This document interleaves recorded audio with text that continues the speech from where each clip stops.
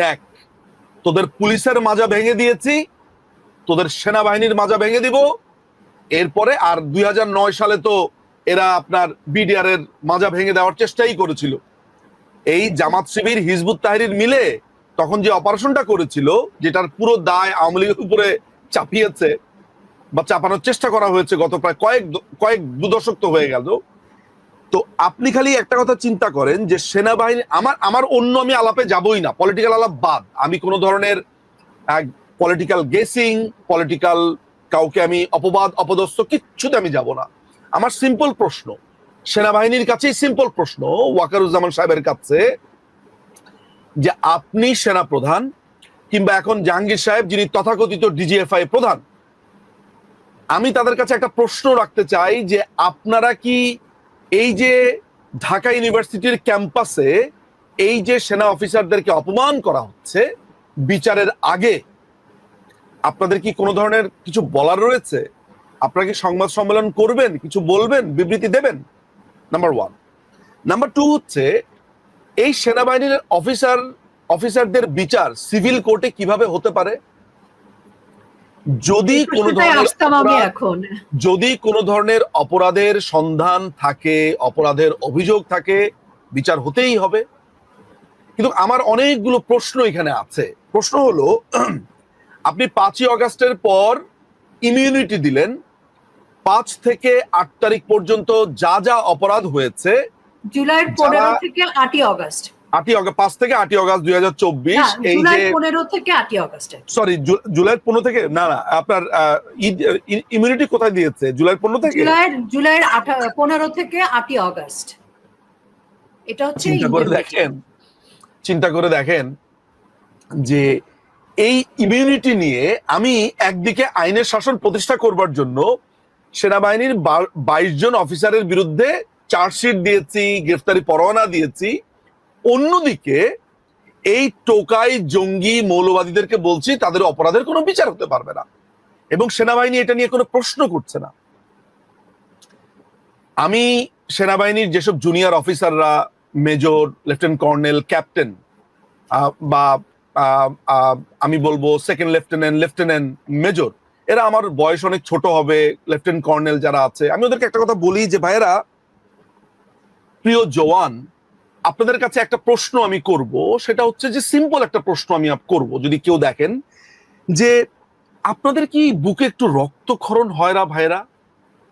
আপনাদের ঊর্ধ্বতন কর্মকর্তাকে এইভাবে অপমান করছে।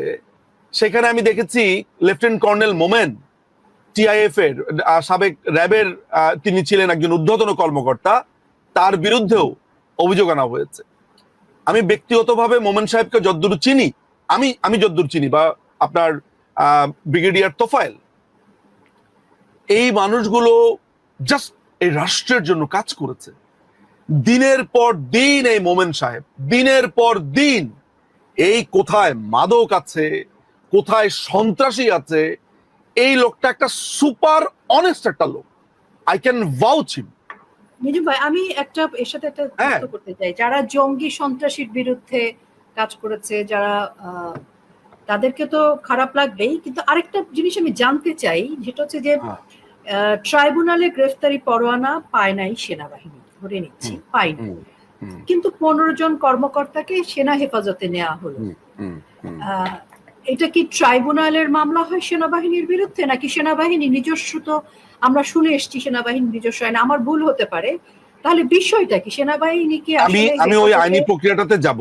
আমি আইনি প্রক্রিয়াটাই আমার মাথাতে ছিল যে আমি সেকেন্ড পোর্শনে আমি ওই আইনি প্রক্রিয়াটা আলোচনা করব। আমার আলাপটা হচ্ছে এমন যে যারা আজকে জওয়ানরা আছে, এই ক্যাপ্টেন, এই যে সেনাবাহিনীর যে ড্রেসটা আছে, এই ড্রেসটাকে যে ছিন্ন বিচ্ছিন্ন করে দিয়েছে। দেখেন, 1975 সালের 15ই আগস্ট আপনার এই সেনাবাহিনী বাংলাদেশটাকে, মূলত বাংলাদেশের পরাজয়ের দিন ছিল 15ই আগস্ট। এরপরে আপনি খালেদ মোশাররফ, এটিএম হায়দার এবং কর্নেল হুদা, নাজমুল হুদা, এই তিনজন অফিসারকে মেরে ফেললো। তারপরে 1981 সালে জিয়াউর রহমানকে মেরে ফেললো। জিয়াউর রহমানের রেশ ধরে আপনার মেরে ফেলা হলো জেনারেল মঞ্জুরকে। আমি সমস্ত আমি আপনার সমস্ত ডিসপিউট, রাগ, ক্ষোভ এগুলাকে আমি ধরেন দূরে সরিয়ে রেখে আমি ওই কালো অধ্যায়টা যেটা ছিল, মেরেছে মরেছে, কি একটা ভয়ঙ্কর সময় পার করেছে, এই সময়টাতে সেনাবাহিনীর প্রতি এক ধরনের মানুষের বিরূপ আচরণ ছিল। এবং এরশাদ যখন ক্ষমতা দখল করলো 90 পর্যন্ত, এই সেনাবাহিনী কিন্তু এত কিছুর পরেও সে স্বমহিমায় উজ্জ্বল। আজকে যখন একটা ক্যাপ্টেন একেবারে নতুন ঢুকেছে, সেকেন্ড লেফটেন্যান্ট, তারা যখন আজকে দেখছে যে তাদের এত ঊর্ধ্বতন কর্মকর্তাদেরকে এই অপমান করছে, আপনি ভাবেন তো তাদের ভেতরে রক্ত টকবক করছে কিনা। আমি জানি সেনাবাহিনীর মধ্যে আগুন হয়ে আছে, সেনাবাহিনী আগুন হয়ে আছে, জুনিয়ররা, যে সেনাবাহিনীরা বলছে যে যেই তোমাদের জন্য আমরা লড়াই করেছি এই দেশটাকে, নানান ভাবে আমরা তোমাদেরকে নানান রকম ভাবে এই দেশটাকে আমরা মাদক বলেন, সন্ত্রাসী বলেন, কত জায়গা থেকে রক্ষা করে বুক পেতে দিয়েছে তারা, আজ তাদেরকে এইভাবে অপমান করছে। আচ্ছা, এই তো গেল অপমানের অংশ, যে বিচারের আগেই আপনাকে দোষী সাব্যস্ত করণ। দ্বিতীয় ব্যাপার চলে আসছে হচ্ছে আপনার এই সেনাবাহিনীর বিরুদ্ধে চার্জ গঠন যে প্রক্রিয়া। আপনি একটা জিনিস লক্ষ্য করবেন যে এই যে অধ্যাদেশগুলো জারি করা হচ্ছে বর্তমানে 5ই অগাস্টের পরে, এগুলোর কোনো বৈধতা নেই। এগুলো এগুলো মাত্র বৈধতা পেতে পারে সংসদে, এগুলোর বৈধতা পেতে পারে সংসদ অধিবেশনে, এবং সেটা করতে পারে পার্লামেন্ট। ল মেকার্সরা আপনার এই যে চেঞ্জ গুলো আনছে এগুলো করতে পারে। আপনি লক্ষ্য করে দেখেন যে এই যে তাজুল ইসলাম, এই লোকটি রাজশাহী ইউনিভার্সিটি থেকে আইন পাশ করেছে 1998 সালে, তার বিরুদ্ধে একটা মার্ডার কেস আছে। আমি জানি না গত 16 বছর এই মার্ডার কেসটাকে নিয়ে কেন আলোচনা হয়নি, তার বিরুদ্ধে কেন কোনো চার্জ আনা হয়নি। এই তাজুল সেদিন কালকে টিভিতে বলছে যে আমরা এই চার্জ গঠনের জন্য আমরা আলোচনা করেছি, 1971-এর পরে যে অরাজকতা চলেছে সেটিও আমরা এনেছি। চিন্তা করে দেখেন, পাকিস্তানিরা যা করতে পারেনি, যেই তাদের মনের সমস্ত খায়েশ ছিল আপা, সমস্ত কিছু তাদের রেখে যাওয়া এই বীর্য, এই সন্তান, এই জামাতে ইসলামী, জাস্ট আমাদের রাজনৈতিক, আমাদের যে বৃহত্তর দলগুলোর যে অনৈক্য, এই যে অনৈক্য আমি বলবো না, আজকে যদি বিএনপি গ্রেনেড হামলা না করতো, বিএনপি যদি আজকে তত্ত্বাবধায়ক সরকার কাছে নষ্ট না করতো, বিএনপি যদি জামাতকে বছরের পর বছর এইভাবে লাই না দিত, আজকে এই ছাত্র জনতার কথা বলে আজকে তাজুল ইসলামরা, জামাতে ইসলামরা সিম্পলি 71-এর প্রতিশোধ নিচ্ছে। আমার এই কথা শুনলে অনেকে লাফিয়ে উঠবে, আপা এই যে উনি আবার 71-এর চেতনা, 71-এর কথা বলে, এটা একদম অবশ্যই 71-এর প্রতিশোধ, ও প্রতিশোধটাই নিচ্ছে। ও তা না হলে এখনকার সময় তার সমস্ত ঘুরে ফিরে 72 থেকে 75 ওরা রায়ের মাধ্যমে একটা ন্যারেটিভ সেট করতে চায় যে রায়টা তো আজীবন থেকে যাবে, ওরা তো মনে করেছে রায় থাকবে, এটার বাতিল হবে না। কিন্তু তাজুলের কোনো ধারণাই নাই যে একটা লাথি মেরে এই কোর্ট, এই আইন কিভাবে এই সংবিধান প্রোটেক্ট করবে। কারণ যা কিছু হয়েছে, যত রায় হবে, যত কিচ্ছু হবে, সমস্ত কিছু আপনার এগুলা ভয়েড। এবং আমি আপনাকে একটা কথা বলছি, এই সেনাবাহিনীতে আজকে আগুন লাগিয়ে দিয়েছে। তো ওই যে একটা কবিতার মতো যে প্রাচী আপা আপনাকে ধরতে এসেছে, নিজুম মজুমদার তখন মিটিমিটি হেসেছে, আমাকে তো কিছু হয় না, এটা প্রাচী আপারে করছে তাতে কি। হ্যাঁ, তারপরে অমুককে ধরেছে, ওই অরুণাদিকে আজকে ওই বলছে যে ওই আলো আসবে গ্রুপের জন্য তাকে দিনের পর দিন হেনস্থা করেছে, অন্য অ্যাক্টর অ্যাক্ট্রেসরা সবাই চুপ ছিল। আমার কি উনি তো একটা গ্রুপ করেছে, বা সোহানা সাহেব, আমি ওই জায়গা থেকে আপনাকে বলার চেষ্টা করছি।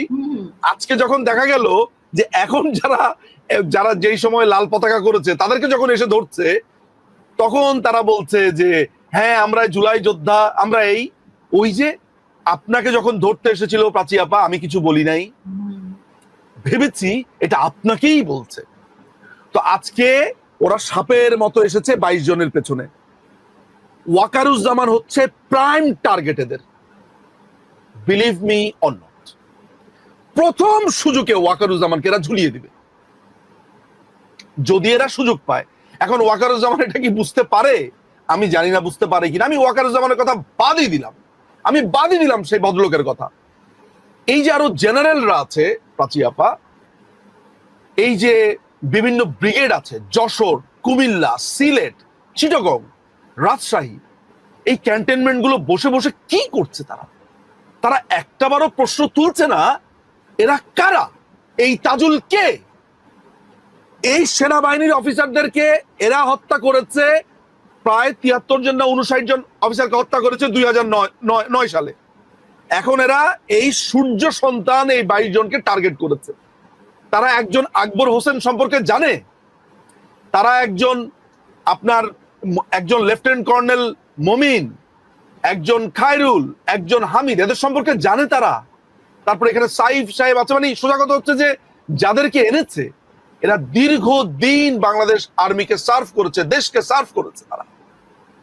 সেনাবাহিনী একটা ইনস্টিটিউট, মানে এটা তো আমাদের ভাবমূর্তি শেষ হয়ে যাচ্ছে।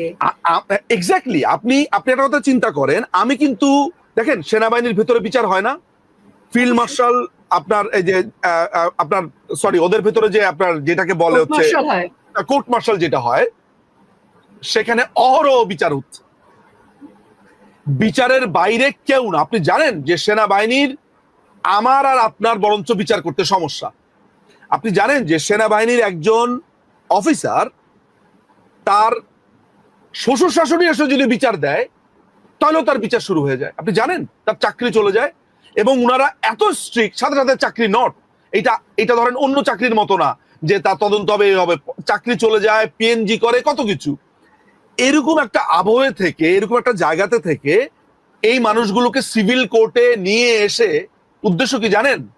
সেখানে তাদের উপরে মব হামলা করবে, এইটা দেখিয়ে দেবে যে জামাতের ক্ষমতা দেখিয়ে দেবে। আমি আপনাকে বললাম যে বাংলাদেশ এমন একটা সিচুয়েশনে দাঁড়িয়ে আছে, এমন একটা কুয়ের জায়গাতে দাঁড়িয়ে আছে আপা, যে কোনো সময় একটা বিস্ফোরণ ঘটবে। আমি একটু ছোট্ট একটা কথা মনে আসছে, আমি কতটা সঠিক আমি জানি না। আমরা কদিন আগেই বিএনপির ভারপ্রাপ্ত চেয়ারম্যানের একটা ইন্টারভিউ শুনলাম, এবং সেখানে তিনি তার উপরে যে নির্যাতন হয়েছে সেই বিষয়টা যখন তিনি বলছিলেন, তখন এক ধরনের উষ্মা দেখছিলাম তার কণ্ঠে, তার চেহারায়। তো এই ইন্টারভিউর পরবর্তীতেই আবার আমরা দেখলাম যে সেনাবাহিনী তো এক ধরনের নিপীড়ন বা অমর্যাদাকর পরিস্থিতি তৈরি হওয়া, এই বিষয়গুলো আসলে জামাত তো ক্ষমতা দেখাচ্ছেই, কিন্তু আমি বলছি যে এখানে অন্য কারো ইন্ধন এবং আরো অনেক কিছু আছে কিনা, যেখানে পুরো সেনাবাহিনীর ইমেজটাকে ধ্বংস করা এবং তার মধ্যে দিয়ে সাধারণ মানুষকে ভয় দেখানো যে তোমরা প্রতিবাদ প্রতিরোধ করবে, দেখো সেনাবাহিনীর কি অবস্থা।